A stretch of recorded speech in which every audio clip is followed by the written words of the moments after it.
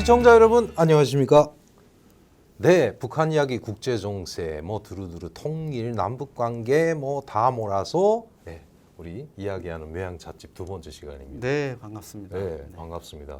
근데 어떻습니까? 뭐 첫 방송 찍어봤는데 모니터링 해보셨나요? 네, 새로 보니까 네. 일단 스튜디오가 새로 장만돼서 그렇죠. 아주 번듯한 빌딩에 이렇게 네. 어떻게 마련하셨는지는 제가 뭐 묻지는 않겠습니다만 네, 차려져 있고 네. 장비라든가 이런 것들이 이제 뭔가 새로 좀 각오가 좀 느껴지는 것 같아요. 아주 그렇죠. 좋습니다. 이거 네. 스튜디오 제가 만들 때 보니까 네, 여기 네, 이제 네. 우리 뭐 속칭 계란판이라 그러죠. 네, 이게 네, 네. 울리지 맞아요, 않게 맞아요. 그걸 다 하나하나 붙이고 네.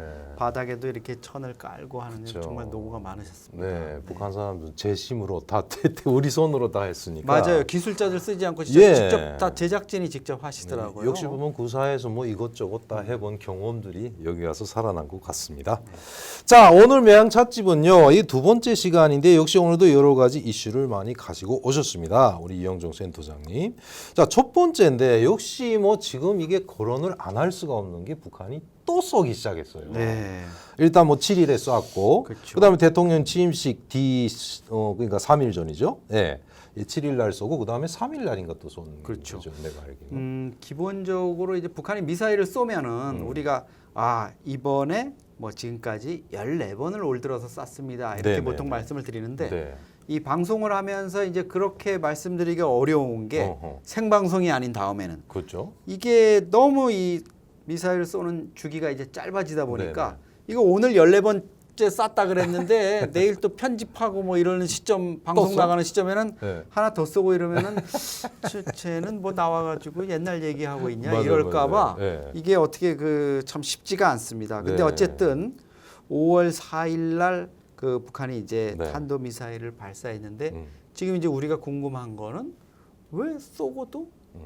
아무 소식이 없냐 이거잖아요. 그러고 보니까 그러네요.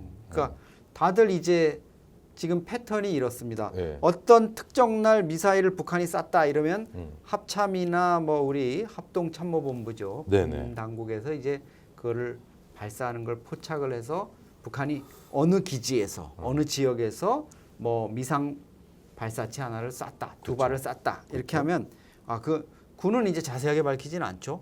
뭐 재원이라든가 사거리 이런 걸 분석 중이다. 예. 실제로는 이제 실시간으로 다 파악은 하지만 그렇게 얘기를 하죠. 그러면 이제 언론이 야 이게 도대체 어떻게 된 거냐고 막 관심을 갖고 그날 하루 이제 복닥거리면 그 다음 날 아침에 네. 북한 노동신문이나 조선중앙통신으로 뭐 어제 뭐 어떤 걸 쐈다 그죠. 이렇게 하고 뭐 가장 우리가 관심을 갖는 게 또 김정은이 현장에 참관했느냐 안 했느냐. 참관하면 상당히 비중이 있는 맞아요. 그 미사일을 쏜 거다 이렇게 이제 보통 네. 판단이 되니까 이렇게 되는데 5월 4일 날 그러고 나서 5일 날 네. 노동신문 나온 것도 보고 뭐 인터넷에 올라온 것도 보고 이러니까 아무것도 없어요. 이야. 이게 왜 이례적이네. 이랬을까? 네, 그래서 이제 몇 가지 뭐 저희가 이제 분석은 할 수도 있죠. 그런데 참 이 군 정보당국 뭐 이런 데도 어려운 게 네. 쏘면은 쏜 대로 이게 미사일이 얼마 날아갔고 어떤 재원이고 이런 거 분석해야 된다고 뭐 하는데 그렇죠. 이번에는 보니까 북한이 함구하고 있는 의도를 정말 분석 중이다. 쏘고 발표하지 않은 것까지도 네. 이 분석을 해야 되니 참 군 당국도 아마 힘들 거고요. 올해 아마 지금 합참이나 네네네. 이 대북 관련해서 하는 부서에서는 네. 사실 토요일, 일요일 특히 5월에 이제 쉬는 날도 많고 뭐 가정의 달이고 이런데 아마 이거 대응하느라고 제대로 아마 휴일에도 좀 쉬지 못할 가능성이 높습니다. 근데 그들이 그 함구를 한 거는 아마도 그 미사일이 발사가 제대로 안 되기 때문에 그런 거 아닐까요? 그런데 이제 여러 가지 가능성이 있습니다. 물론 이게 발사하는 도중에 네. 폭발을 했거나 뭐 이런 네네네. 사고가 있어요. 3월 달에 네. 3월 달에 한번 이게 뭐 문제가 된 것도 있죠. 올라가다 예, 폭발해. 뭐 문제가 된 게 있고 이랬는데 이게 실제로 미사일이 올라가다가 이제 폭발을 하거나 이러면 우리가 그 정도는 분석을 하죠. 그렇겠죠. 화염이 있고 이제 근데 궤적이 안 나가니까 네네. 뭐 올라가다가 네. 뚝 끊어지고 이래버리면 이건 중간에 폭발했거나 뭐가 있구나 이런 징후가 나타나는 건데 네. 그 폭발도 이제 두 가지가 있을 수 있습니다.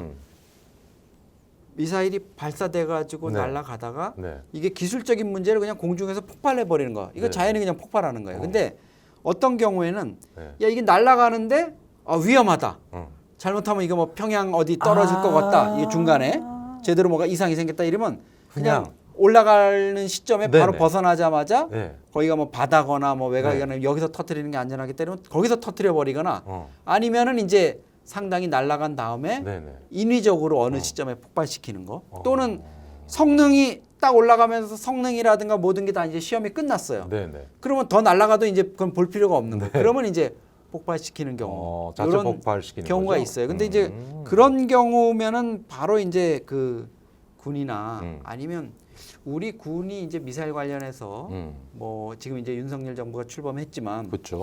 문재인 정부에서는 미사일을 발사해도 잘 발표 안 하는 경우가 있었잖아요. 네네네.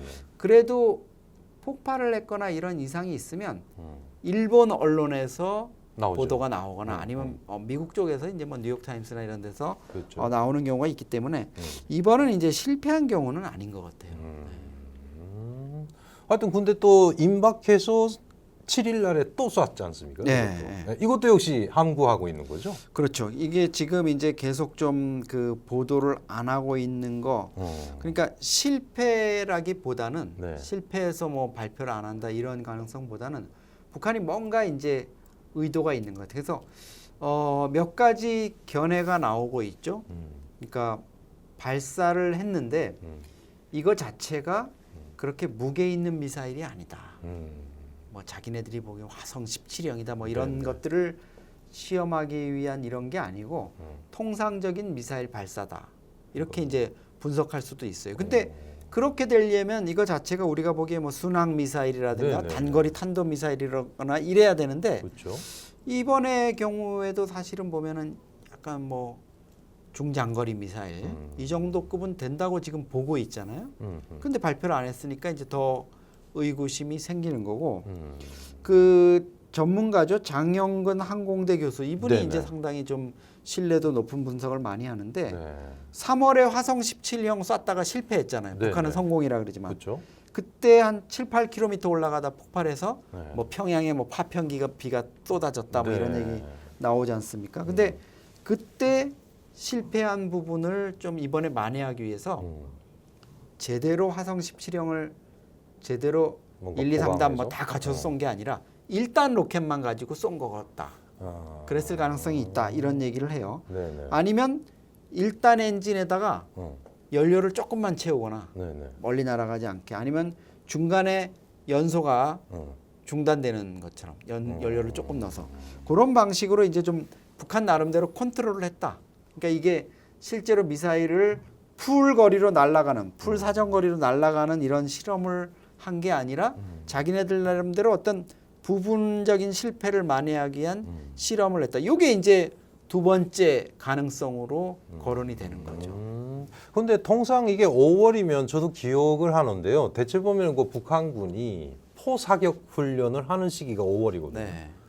혹시 근데 포사격은 이해가 되는데 이 로켓까지 미사일까지도 또 그 훈련에 아마 망라됐을까요? 아마. 계속 그 김정은 위원장이 이제 뭐 4.25 그 열병식을 네네, 했잖아요. 그 했죠. 이후에 이제 어떻게 보면 올 들어서 미사일이라든가 여러 가지 뭐 전략 무기 실험이라든가 이런 거를 어느 일정 수준까지 이제 끌어올려서 4.25 때 정점을 맛본 것 같아요. 근데 그 이후에도 이제 우리가 보면은 북한이 올 들어서 좀 주장한 게 있잖아요. 정찰 위성을 개발하기 위한 거다 이렇게 그렇죠. 했으니까 그러다 갑자기 이제 미사일 쪽으로 하면서 뭐 워싱턴 또 서울을 향해서 뭐 핵 공격을 할 수 있다 이런 식으로까지 좀 위협을 한 상황이기 때문에 다시 좀 약간 정찰 위성 개발이나 이런 쪽으로 좀 가는 이런 실험을 그렇게 내세울 수 있는 실험을 좀 하는 것 아니냐 이런 가능성도 지금 제기가 되고 그러니까 있죠. 우리가 만약 뭐라 하면 아니다. 우린 그냥 그 우주 개발 때문에 쏜 거다. 뭐 이런 정찰 위성 때문에.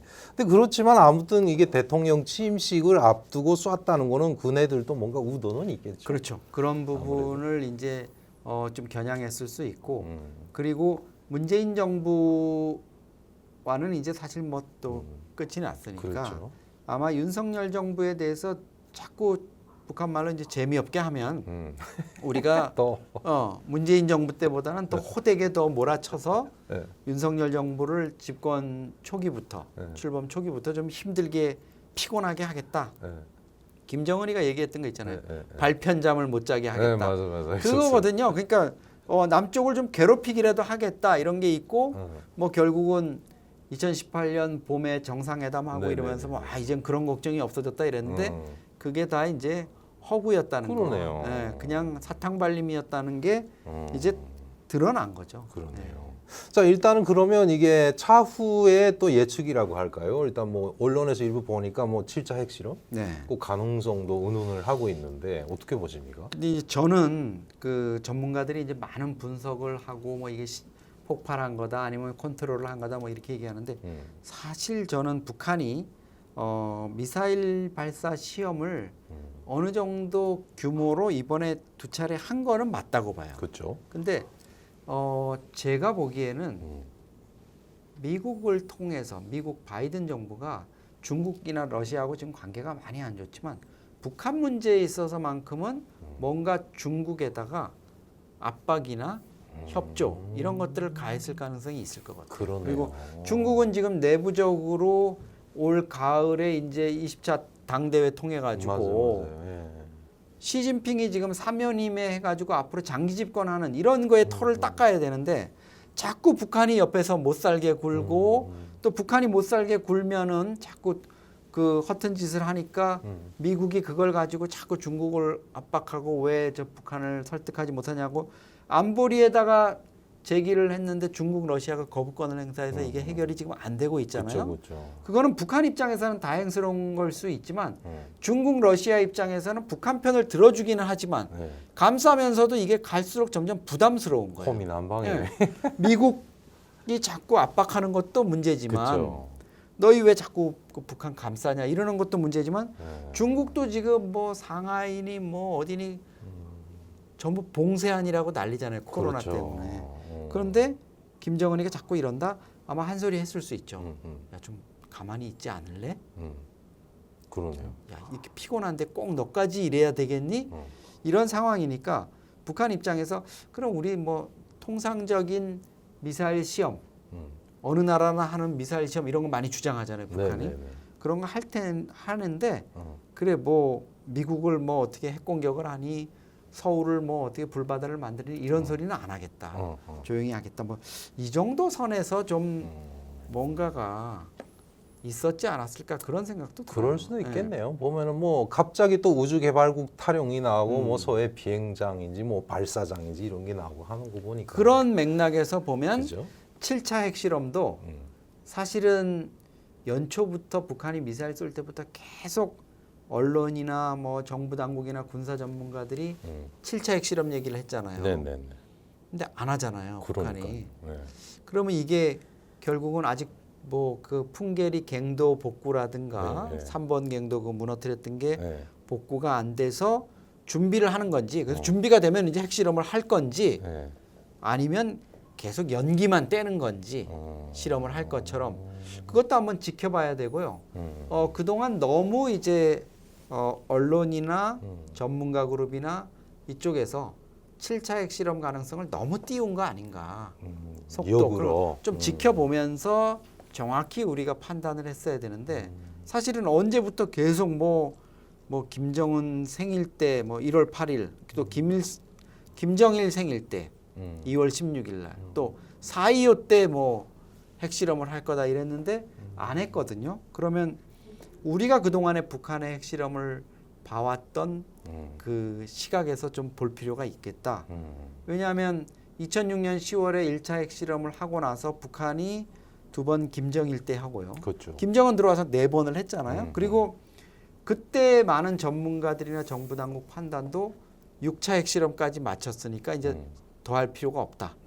사실 세계 뭐 인도, 파키스탄 이런 그 핵 개발을 한 P5에는 들지 않는 국가들 보면 다 6차 핵실험이 6번 정도 하면 파이널. 더 할 필요가 없을 정도로 완료가 되거든요.